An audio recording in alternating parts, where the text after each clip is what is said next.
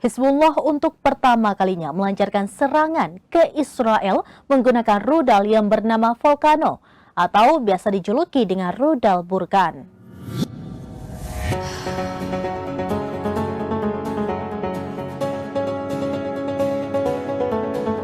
Hizbullah untuk pertama kalinya melancarkan serangan ke Israel menggunakan rudal yang bernama Volcano atau biasa dijuluki dengan rudal Burkan.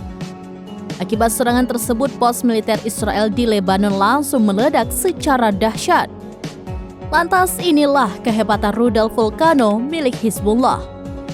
Nama rudal Volcano diambil dalam bahasa Arab yang memiliki arti gunung berapi. Dikutip dari Newsweek, rudal ini memiliki jangkauan operasi 500 hingga 2000 meter. Tidak main-main, rudal Volcano dilengkapi dengan hulu ledak besar yang beratnya bisa mencapai ratusan kilogram.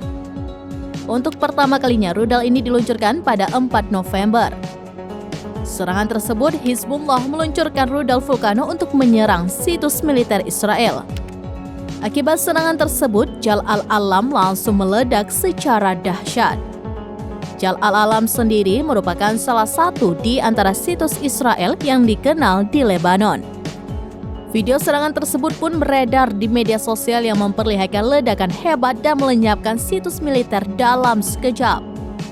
Bahkan tampak kepulan asap hitam seusai pos tersebut dihantam rudal Volcano. Demikian informasi terkini Syederalun, saksikan terus beragam informasi lainnya. Jangan lupa like dan share seluruh akun srambines.com.